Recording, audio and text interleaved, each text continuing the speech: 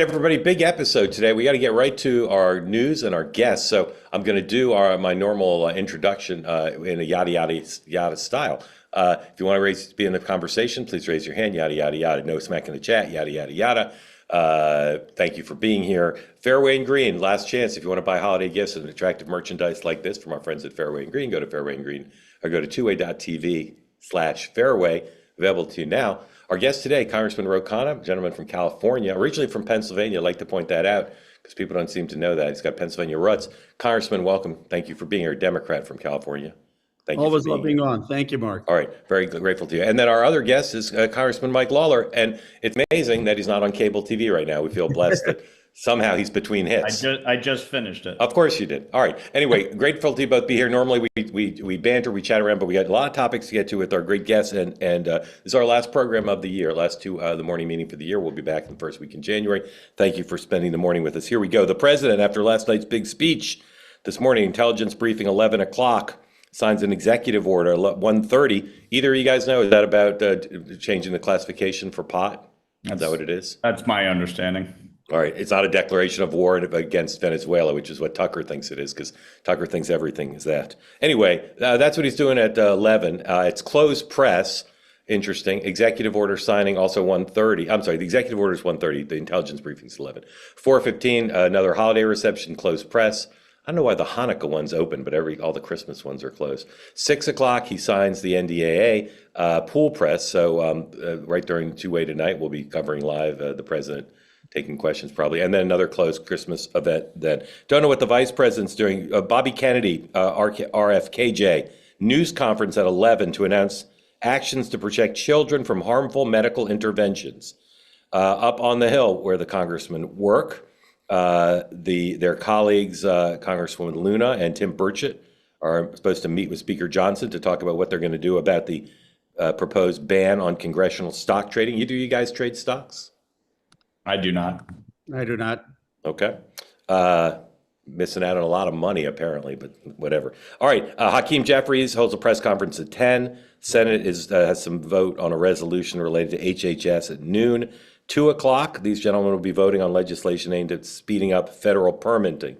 In Europe, there's a meeting, the European Council's meeting to debate whether they're actually going to do something they've talked about doing forever, which is unfreeze the Russian assets that have been held in abeyance for quite some time and use it to help rebuild Ukraine.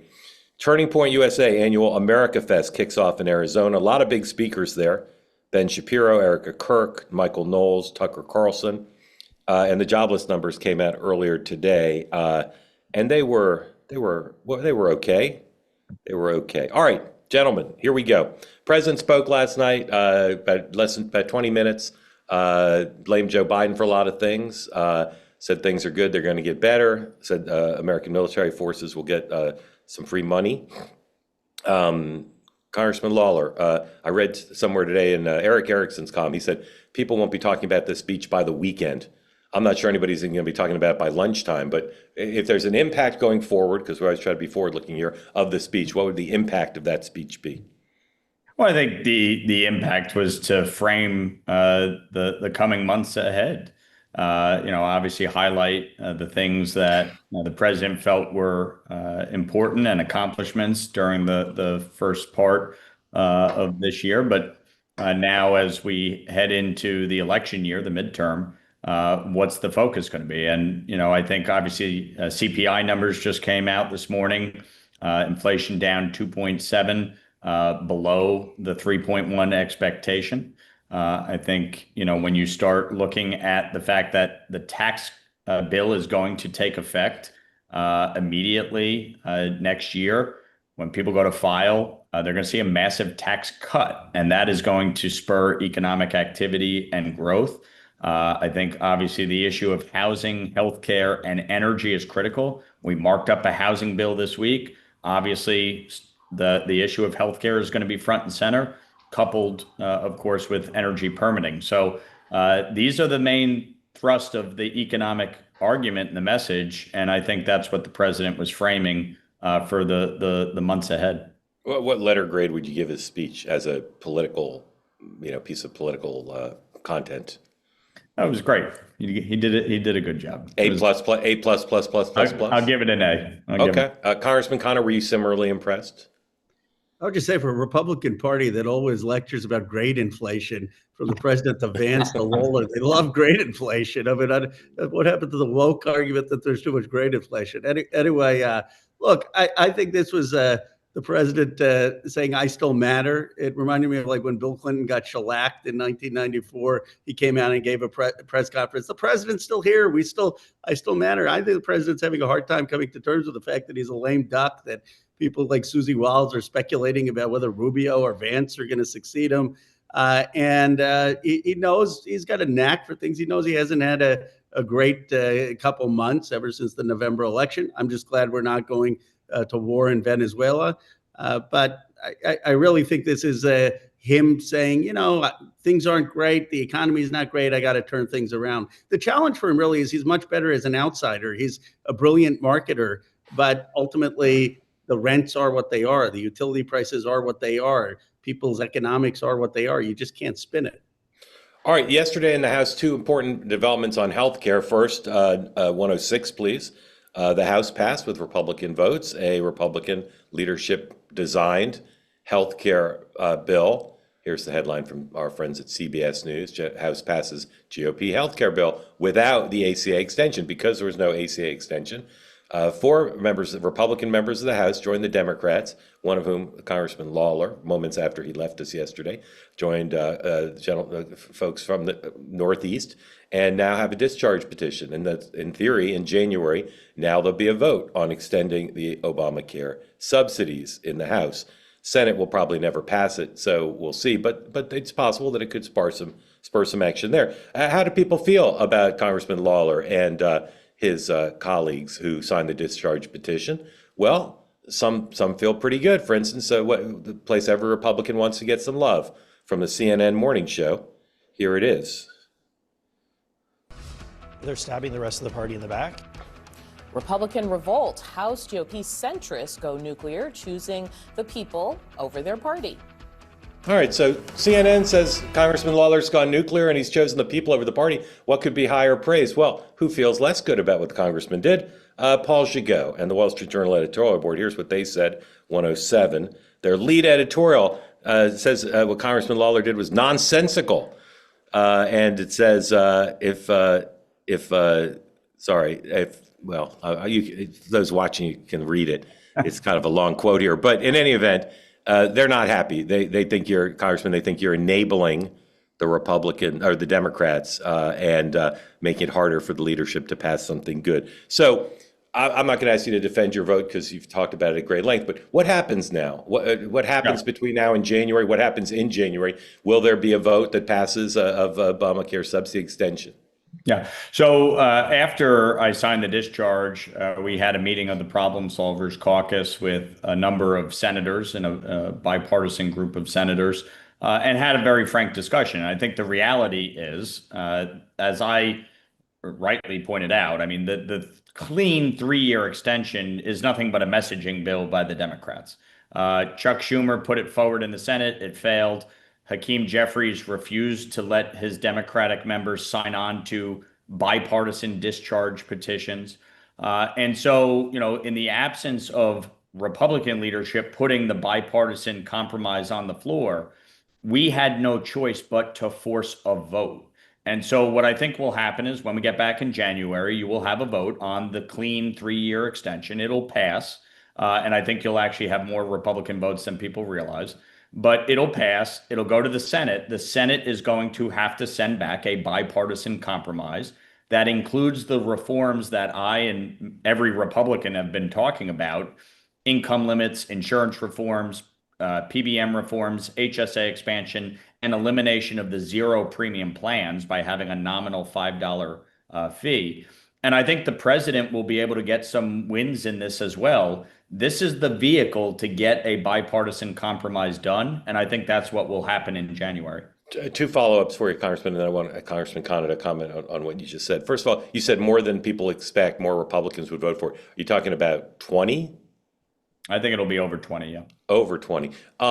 Second, and I don't want to get too far in the weeds here, but I'm confused. Normally, I think I have a pretty good feel for what Congress is going to do.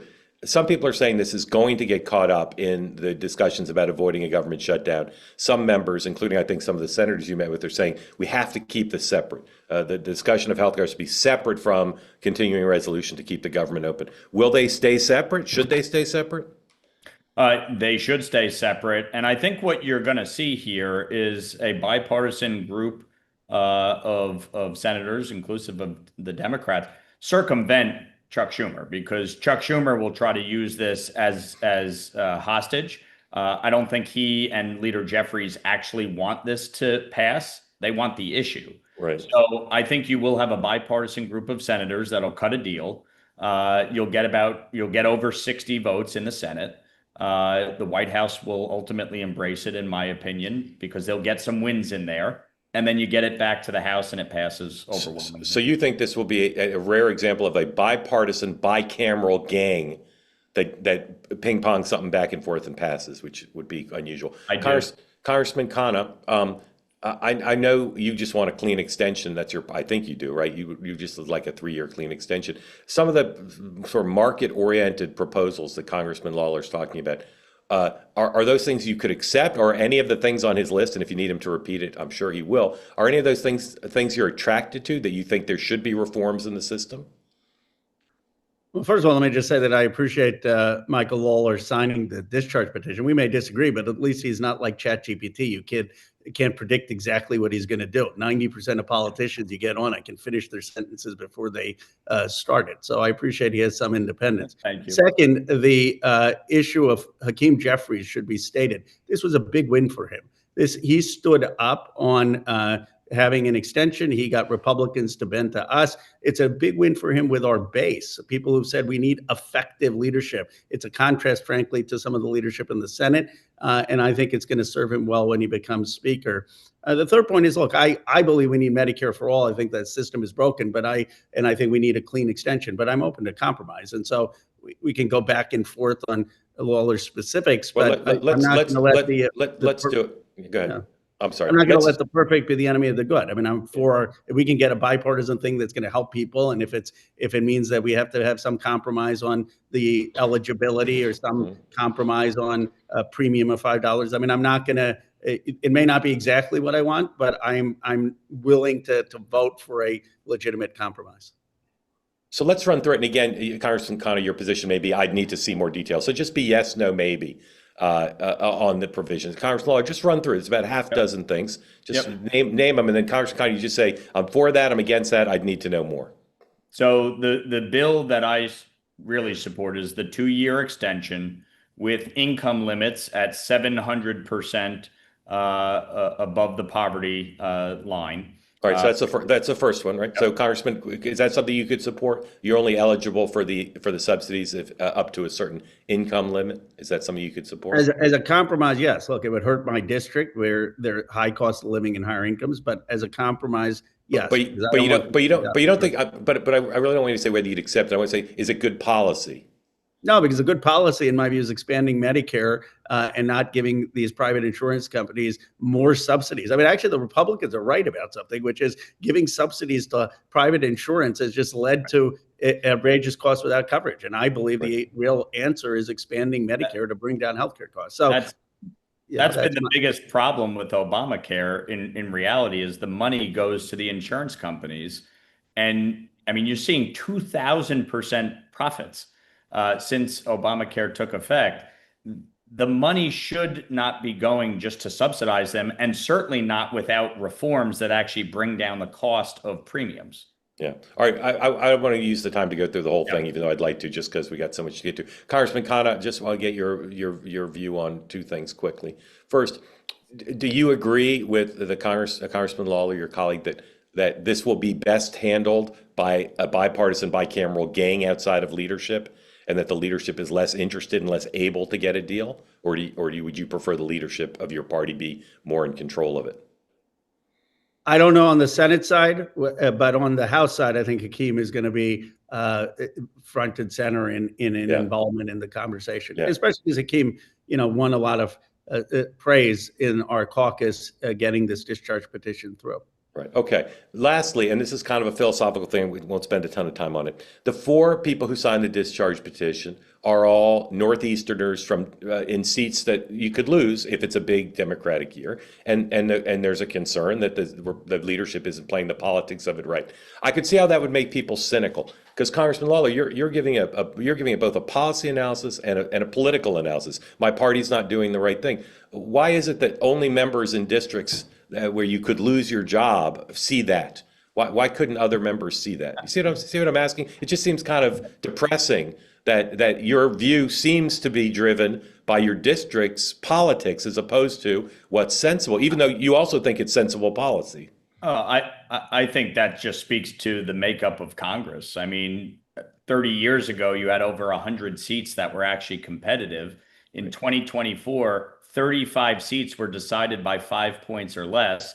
And with the redistricting fiasco that's, taking shape all across the country and has been over many decades, you have very few seats that are actually competitive and that require members to really make sure they are listening to the entirety of their district, not just the base of their party.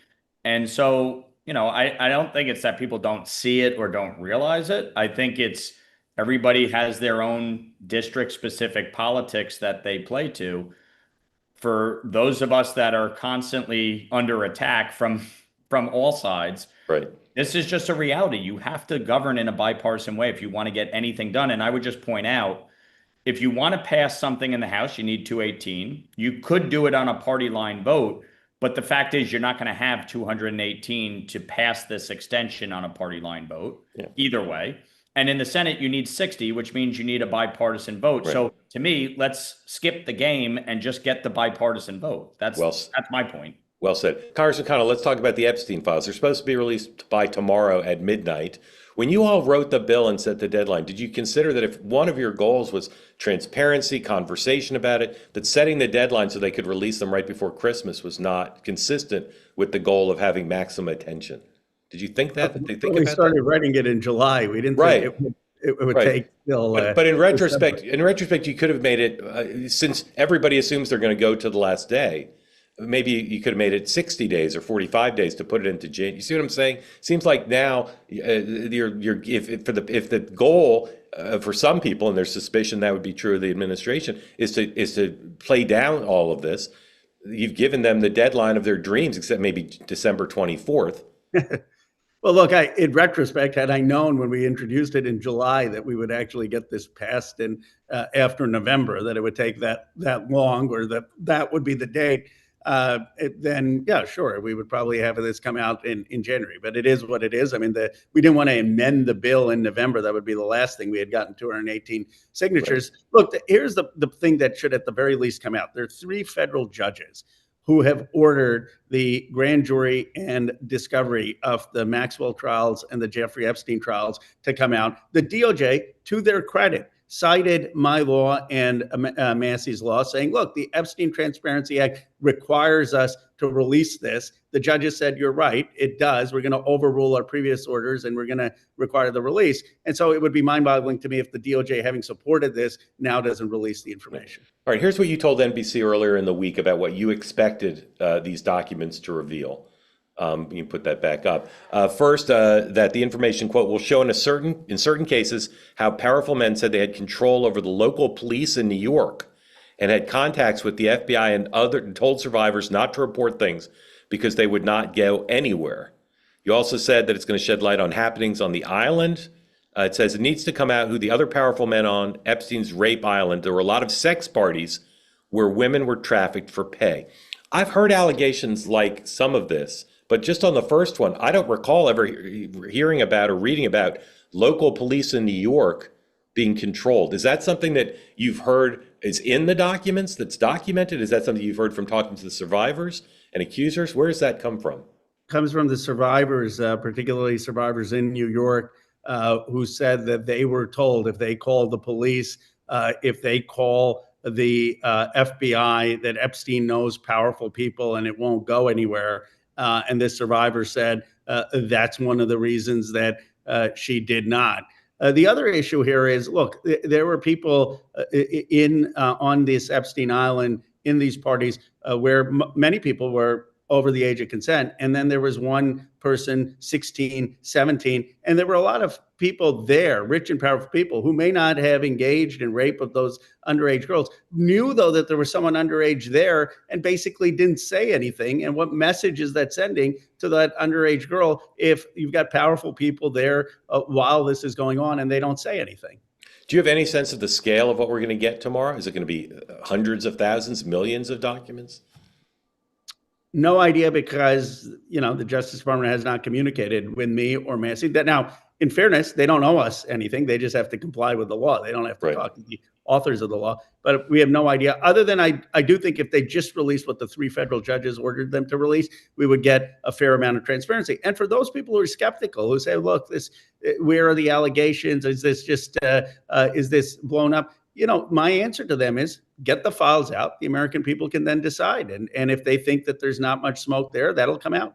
Would you like to see the FBI and the Justice Department do a press conference and explain what they've redacted, what hasn't been released? Or is it good enough to just, whatever they've decided they can release, just put it on a website and have everybody read it through it?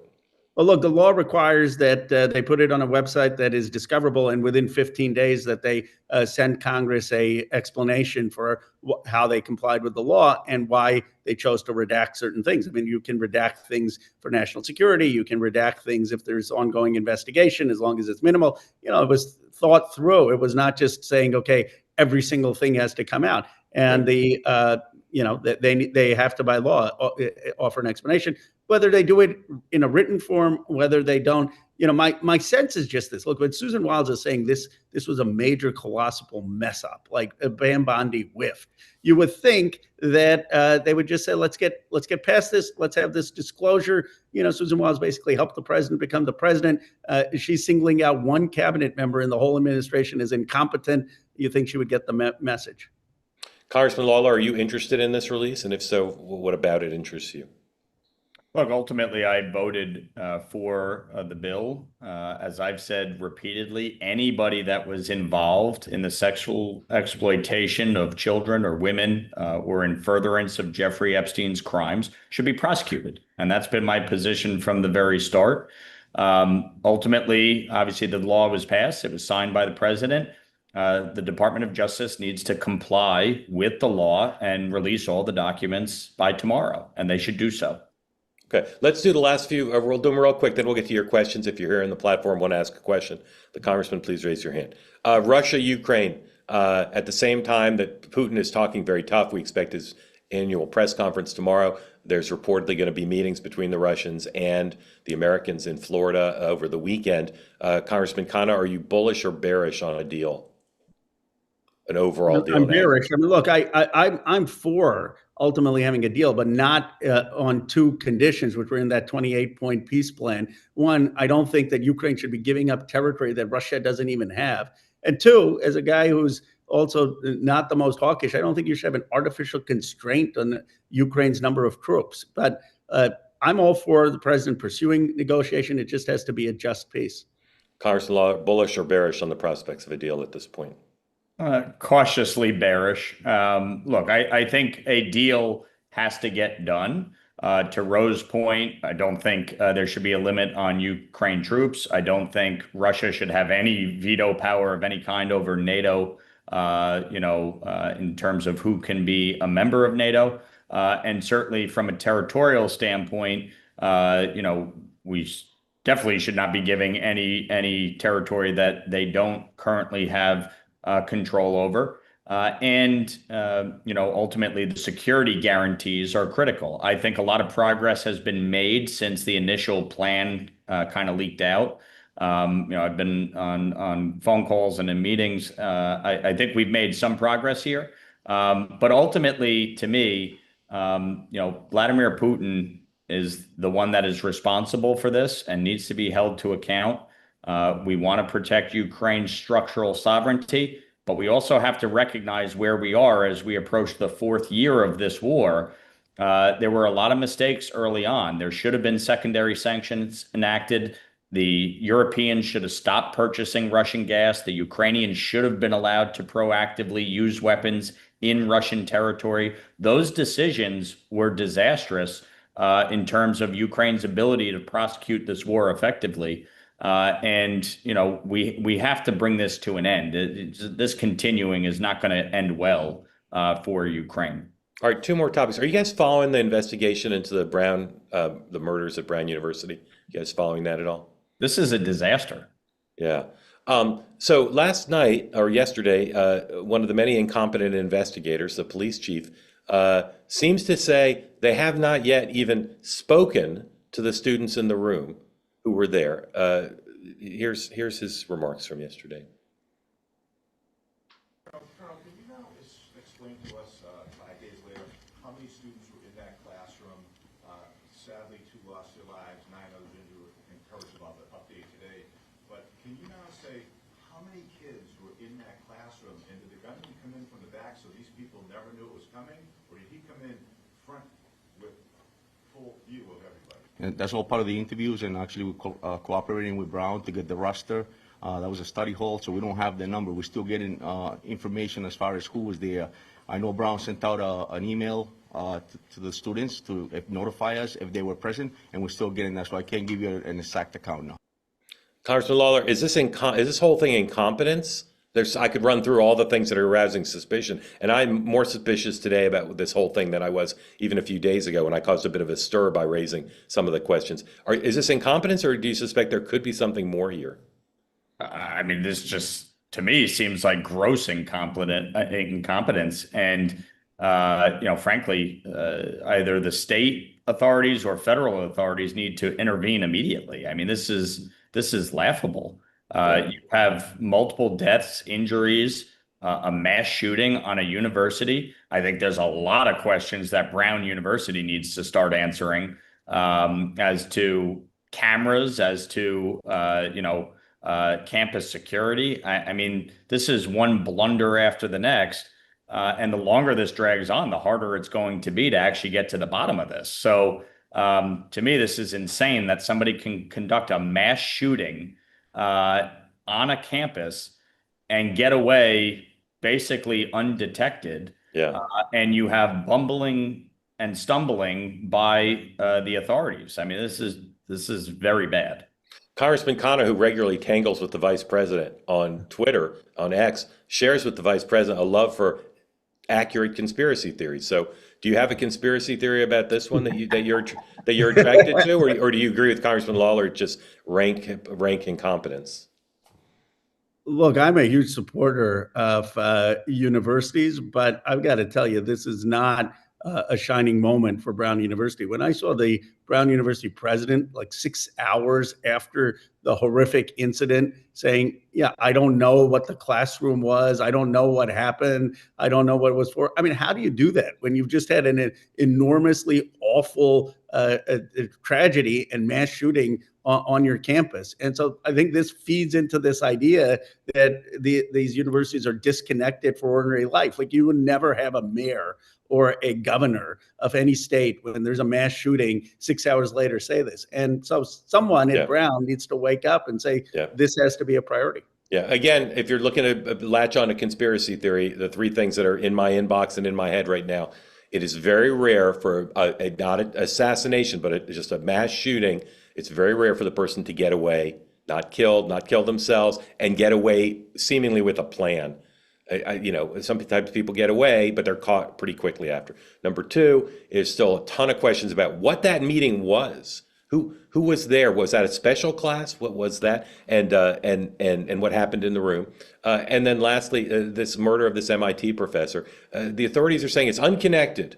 It's unconnected to what happened at Brown, even though they're relatively close. I don't know how anybody could say it's unconnected if they don't have either crime solved. How can you say it's unconnected? How could you possibly know?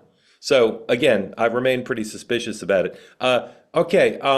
Somebody put out a poll yesterday saying AOC would beat JD Vance in 2028. Even for me, that was a bit premature, but it wasn't premature for one of the 2 who got asked about it last night.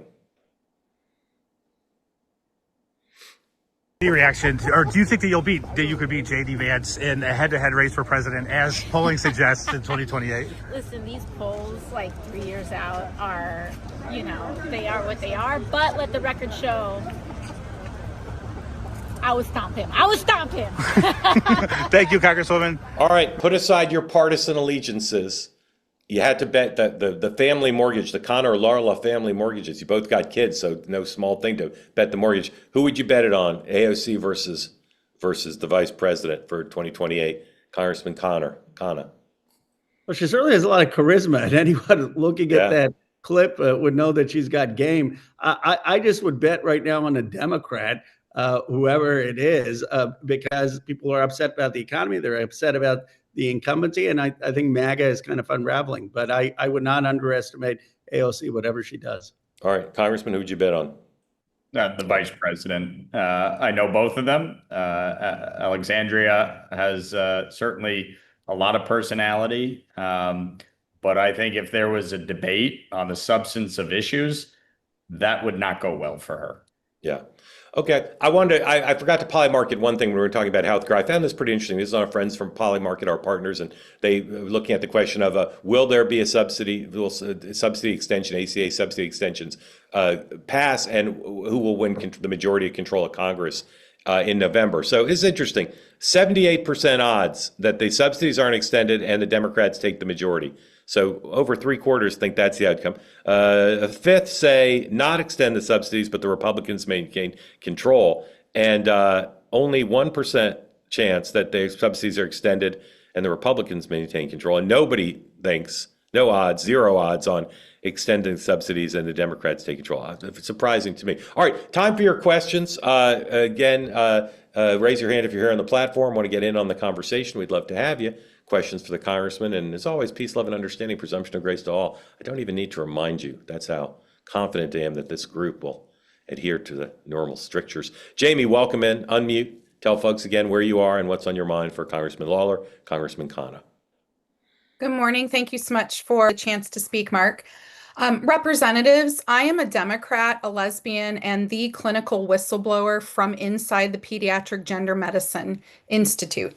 I was a true believer. I worked inside this system because I thought I was helping children. This is the systematic targeting of homosexual proto-gay children, gender nonconforming boys and girls who would almost certainly grow up to be gays or lesbians if they were not redirected into medical pathways that erase same-sex attraction through irreversible physical harms. There is no high-quality evidence that puberty blockers or cross-sex hormones improve long-term mental health. European health authorities have restricted these interventions because of that evidence gap. So my question to you this morning is this. If this were happening to any other vulnerable group, poor children, disabled children, or a racial minority, would you accept this level of risk and uncertainty? Or is it just okay because this is happening to proto-gay who would become homosexual children?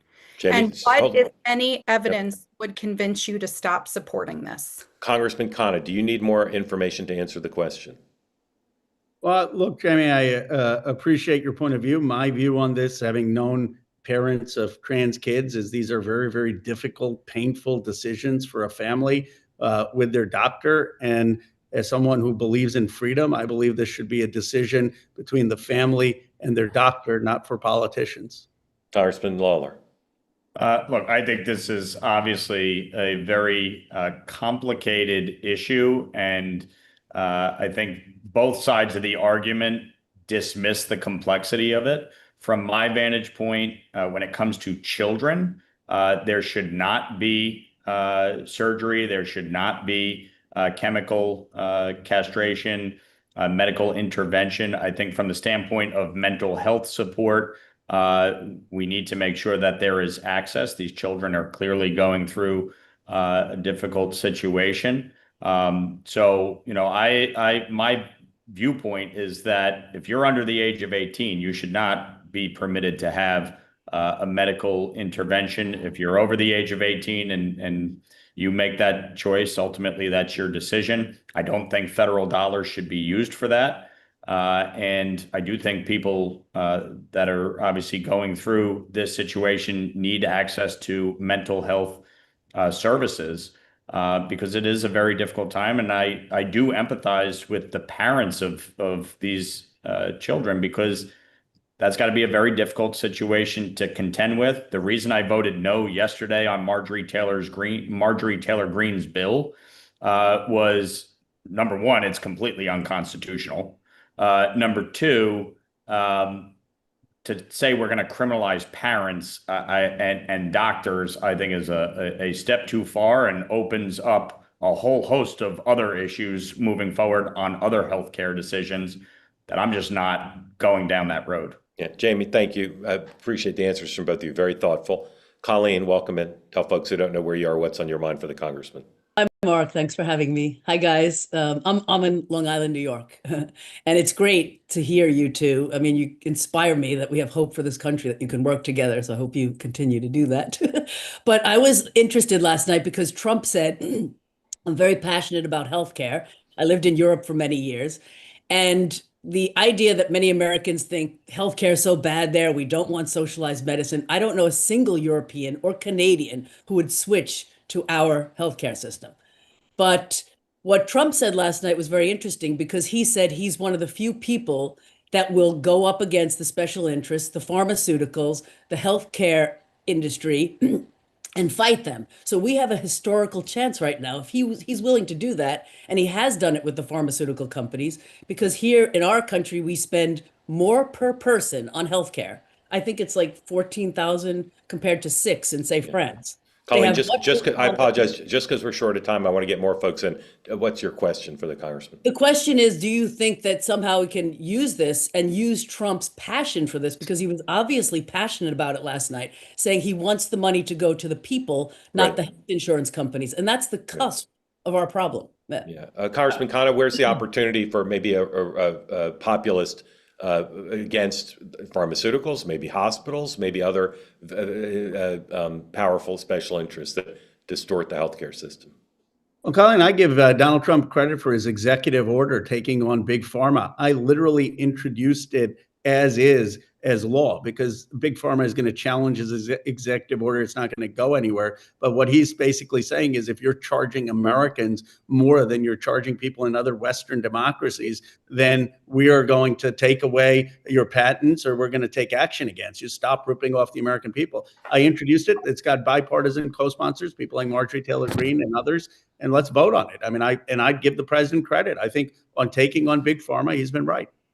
He's uniquely qualified to do this now. Congressman Lawler. The president is 100% right to go after prescription drug prices. Most favored nation status is spot on. When you talk to the pharmaceutical industry off the record, they acknowledge one of the biggest drivers actually is the price controls put in place by Europe. Americans are subsidizing Europeans' prescription drug coverage. That's bullshit. And so he's right to go after that. And that is something Congress should codify immediately and go after. I also believe we need to go after the insurance companies. United Healthcare is the largest owner of a provider in the country. An insurance company should not be owning a primary care practice and a provider. You look at Aetna and CVS Caremark, that needs to be broken up. Insurance companies should not be owning PBMs. So there needs to be real reforms here. I think we can get there if people would actually look at how we reduce healthcare costs. Remember, Obamacare was written by the insurance companies for the insurance companies. That's why you've seen their profits spike over 2,000% in this 15-year span while people cannot afford healthcare. And the only thing I'd say, Colleen, Canada and Europe, there's a reason many folks come to the United States for treatments when they have serious medical issues. Yeah. So I would not trade our healthcare system. I think we need to fix our healthcare system. Yeah, Colleen, thank you. Congressman Lawler, do you still need to go right now? I need to go in about 5 minutes. 5 minutes. All right, Lenny, if you could thank you for staying for a little more. Lenny, if you could quickly ask your question so both congressmen can respond, and then we'll continue on with Congressman Khanna. Go ahead, Lenny. Okay, I've got a very simple idea to propose to both of them, and thank you very much, Mark, for calling me. I call it the challenge flag. I think a huge number of our problems in this country, and particularly in the Congress, are caused by the refusal of the majority to allow votes to take place on issues where there is massive common ground. For example, immigration. So the challenge flag would be this: the minority leader in either the House or the Senate, 3 times in a Congress, just like in an NFL game, would be allowed to throw a challenge flag and demand a vote on a specific piece of legislation without hearings or anything. Just 3 times in a Congress, you throw the challenge flag and you say, okay, I have a comprehensive immigration bill here. Up or down? Yeah. Just 3 times. We would Interesting. solve. Yeah, Lenny, it's an interesting idea. Congressman Lawler. I can tell you, having served in the permanent minority of the New York State Assembly, I think all of our legislative bodies need reform. You should be able to bring bills to the floor as the minority party. Not everything you want, but you should be able to bring a designated number of bills. I would support that. I think that's fair. And it allows for the House, the majority of the House, to do its will. And if there is bipartisan cooperation and support, have an up or down vote. This was my whole point about the ACA extension. We worked to get a bipartisan bill, put it on the floor. Leadership was worried that it would pass. I said, yeah, it will pass, because that's the reality. People want to see this extended with reforms. Let the body do its work. Congressman Khanna. Lenny, hold on. Congressman Khanna. Look, I totally agree with the proposal. I think the biggest thing that people have a misperception about Congress and don't understand is how many things simply don't come to the floor for a vote. And the American people just don't understand it because it wasn't part of the Constitution. This is just a quirk of Congress, and this is how most things get killed in Washington. By the way, I'll just add a little addendum. Yeah. Every member should be able to bring at least one bill to the floor every Congress. Every member should be able to pick a bill that matters to their district, that they care about, and bring it to the floor for an up or down vote. Most of them will fail because there won't be bipartisan agreement, but let the people vote. All right. Congressman, we'll let you go. I will continue with Congressman Khanna saying, Congressman Lawler, very grateful to you for being part of Two-Way and for coming on today. Everyone. Merry Christmas to you. We look forward to your discharge petitions and your toast at Marjorie Taylor Greene's farewell party. Oh, thank God she's leaving. One of the worst people ever serving. I'm going to miss her. Yeah, she's Congressman Khanna's big ally. I'm sure. Yeah. I'm sure. Partners in crime. Thank you, Congressman. Good to see you. Okay, again, raise your hand if you want in on the conversation. Congressman, I actually muted you. If you unmute. Quick word from a sponsor, and then we're going to go back to your questions for Congressman Khanna. Sponsor is, no one needs to tell me, it's our friends at Chef IQ. If you want to cook this holiday season and you want to not spend all your time hovering over the oven, get yourself the opportunity of a lifetime 30% off for Two-Way community members on chefiq.com, promo code 2WMM. It is the Chef IQ Sense. It's a wireless cooking thermometer. Download the app, shove the thermometer in whatever you're cooking, beef, chicken, fish, whatever it is, or people, whenever I leave out vegetables, yes, you can do it with a vegetable too, a giant eggplant, whatever you're cooking. And it tells you how long to leave it in, when to turn it after you take it out, how long to leave it sit. You can spend time with your family and friends and not hovering over every decision you need to make perfectly cooked meals with Chef IQ. Go to chefiq.com, promo code 2WMM. Buy one for yourself, everyone on your list. It's December 18th, folks. If you're not buying Fairway and Green stuff and Chef IQ stuff today, do not blame me on December 25th when you're at the Walmart before it closes. Opportunity of a lifetime, as I said. 30% off chefiq.com, promo code 2WMMM. For all your holiday shopping needs. All right, here we go to Aaron. Aaron, welcome in. Tell folks who don't know where you are, what's on your mind for Congressman Khanna. Hi, y'all. I'm in Houston currently. Healthcare. Okay. Well, let me start off with the post office is an institution that is in the business of delivering trash to your home. The TSA gropes more children in a single day than Epstein ever did, and is in the business of making air travel absolutely terrible and degrading passengers. the IRS has been hacked a number of times, and everyone's social security number is out there. Shout out to the guy buying a boat with mine. In the last time my government intervened in healthcare in my life, it told me that I wasn't allowed to work unless I put a needle in my arm and plunged in an experimental drug. Are you absolutely sure that the American people will trust the federal government to expand Medicare and deliver anything approaching, decent care for the American people? Yeah, Congressman, if you ran for president, which I know you're considering, would you be a staunch advocate for single payer Medicare for all? You'd be for one of those two, I assume, right? I would be for Medicare for all. Let me answer your question. First of all, with Medicare for all, as you know, we'd still have private doctors. We would still have private hospitals. We'd still have private nurses. So it's not like the British system where you have a national health system and you have to go to a government doctor. Second, even with Medicare for all, you would still be able to get supplemental insurance that was non-duplicative. So if for whatever reason you were concerned that the government or Medicare was not covering something that you thought should be covered, there is the supplemental. But most people believe who are on Medicare that the costs and the coverage are far better than if you're on United Healthcare with the denials. And I just think that is the Social Security and Medicare are two things that have worked, and people have trust in them, and we should be expanding them. Yeah, I mean, people like getting free stuff. I agree with that. The increasingly or decreasingly, healthcare providers are rejecting Medicare patients, and they're not taking those patients. And this whole, we're going to have private doctors and private healthcare. Private doctors, my government forced private companies to cause private doctors and private nurses to plunge experimental drugs into their arms. Otherwise, these private companies could not employ these private individuals. So that's sort of empty. All right, Aaron, hold on. Go ahead, Congressman.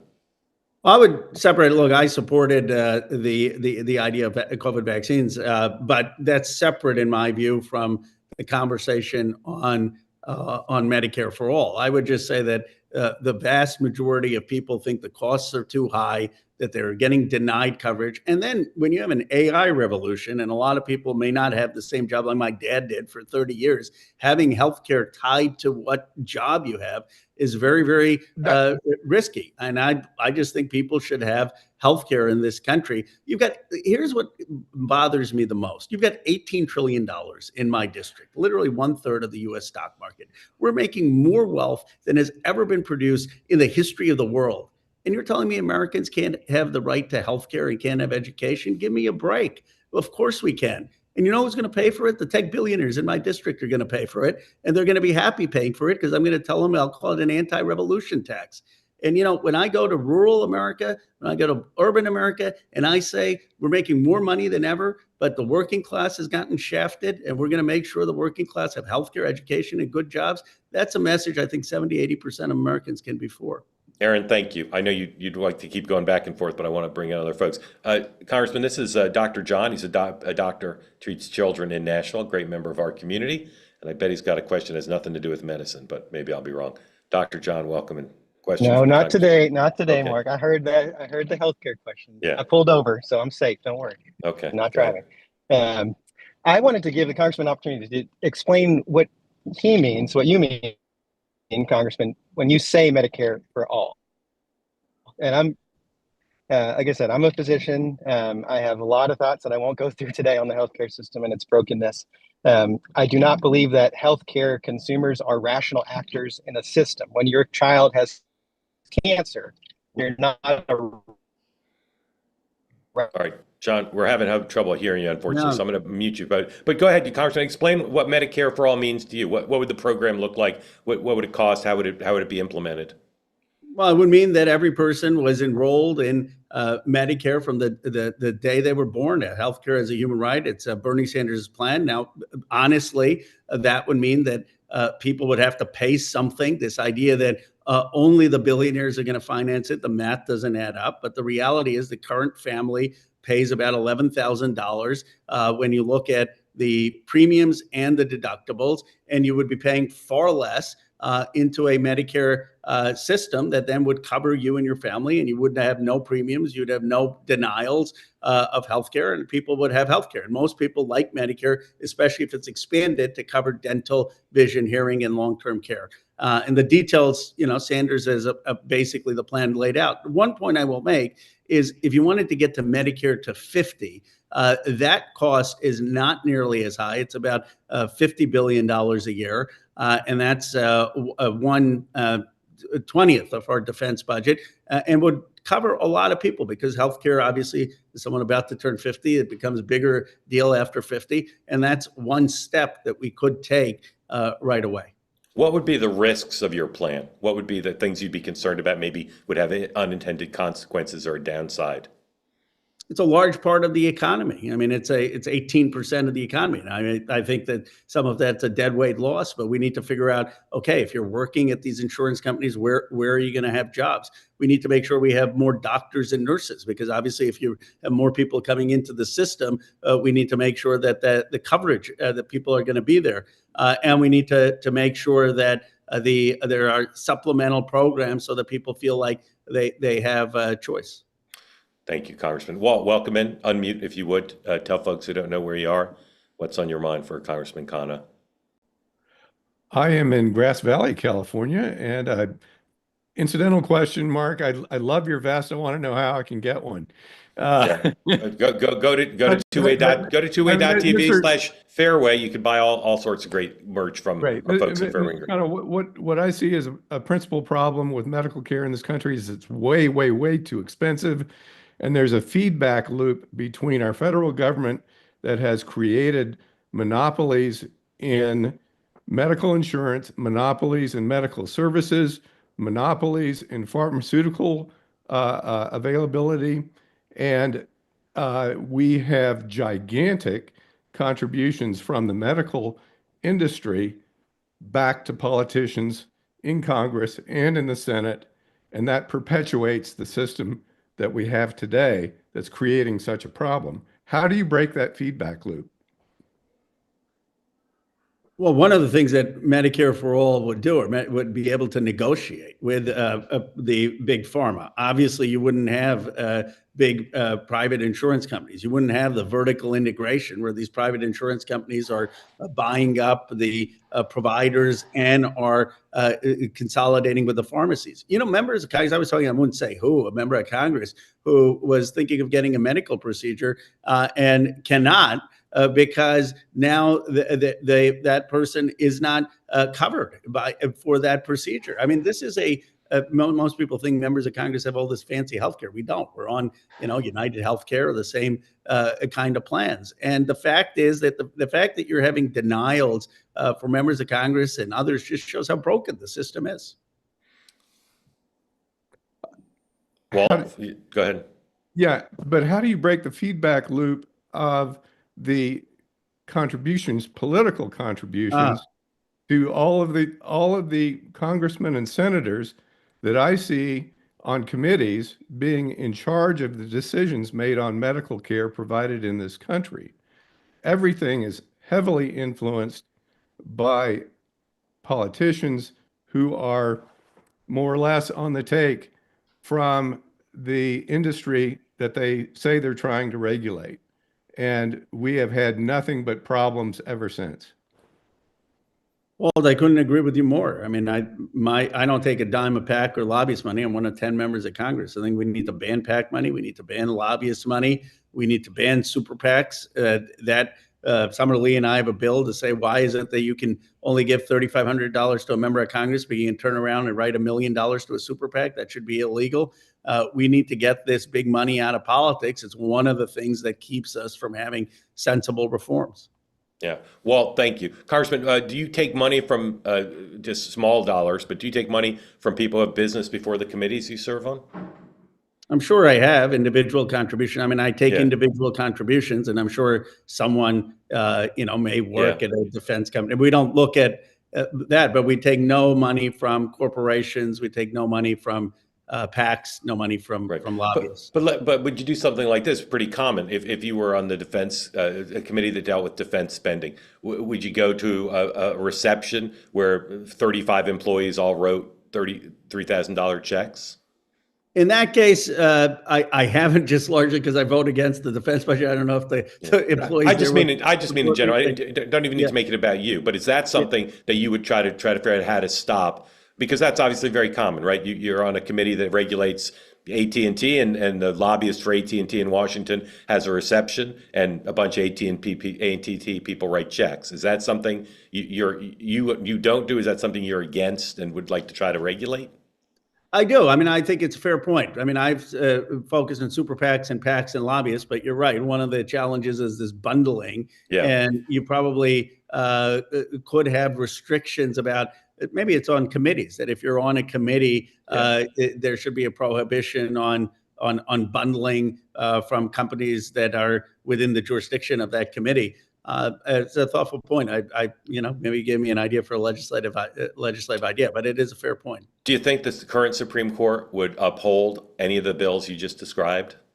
I do, because the Supreme Court has said you can't stop money as speech, but what they have said is you can regulate it when there's quid pro quo corruption, right? Otherwise, why can't someone just give $1 million to a congressional candidate? Obviously, in Buckley versus Vallejo, the Supreme Court has said you can restrict contributions. So if you can show that the regulations you have are to restrict corruption or the appearance of corruption, you can regulate it. So you can't say Michael Bloomberg can't spend millions of dollars to run, but I do think you can say he should be limited to what he can spend on a super PAC, or if you're serving on a committee, you shouldn't be able to have bundling for people on the committee. I think those kind of things could be held constitutional, even under Citizens United.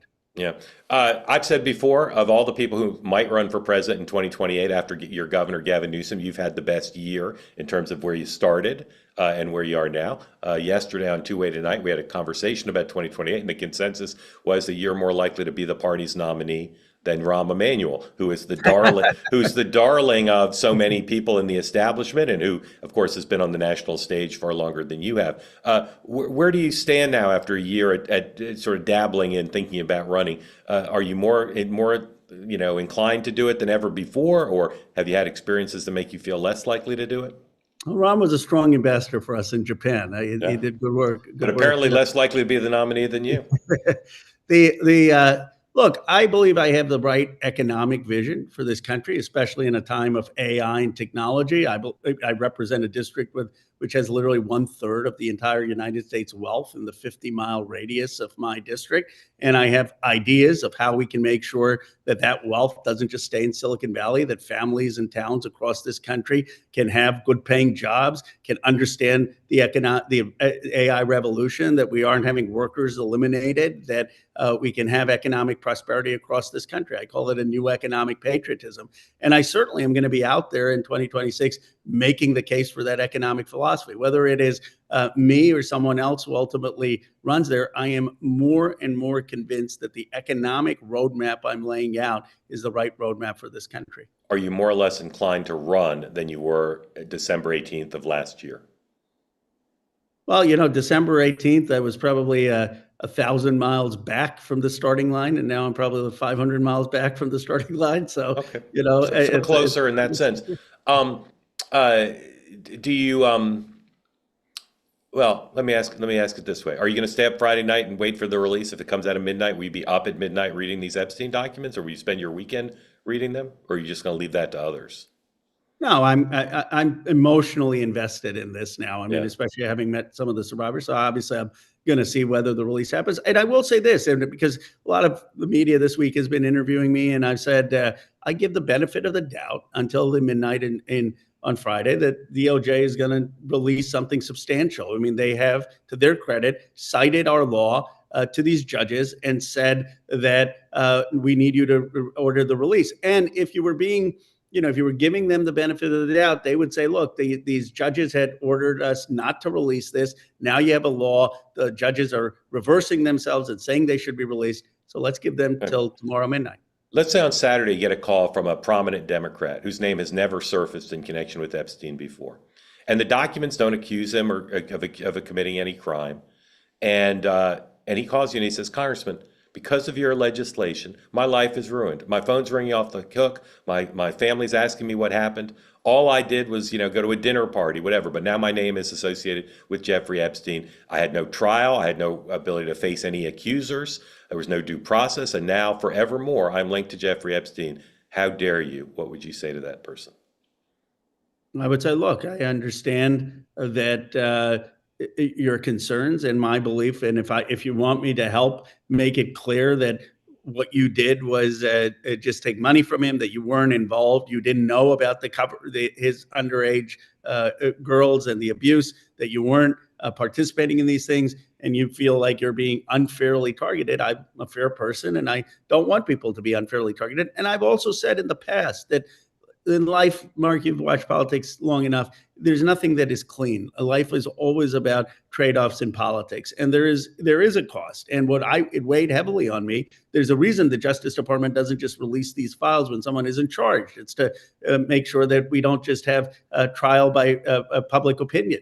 And that was something that is a reason to be cautious. But the president made this a huge issue. He said he's going to release these files. These victims have been denied justice, in my view, for decades. And so in this case, the public benefit outweighed that risk to privacy. But one has to acknowledge that acknowledge that the hypothetical concern you mentioned. Congressman, very grateful to you for spending the hour with us. We hope you and your family have a great holiday Merry season. Christmas, happy holidays, happy Hanukkah. And we look forward to talking to you again in the new year. Thank you, Congressman. Thank you. Grateful to you. All right, everybody. Again, this is the last episode of this program for the year. We'll be back first week of January with more morning meetings and more great hosts. So please join us then. Group chat at 4 today. Emma Jo, Nina, Robbie, joined by David Carlucci, former New York State Senator, Democratic strategist. That's 4 o'clock. Two-way tonight, the last two-way tonight of the year at 6 o'clock.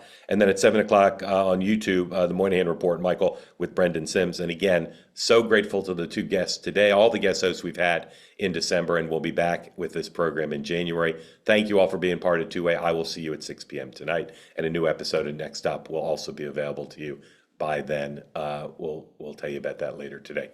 Thanks so much for watching. Have a great day.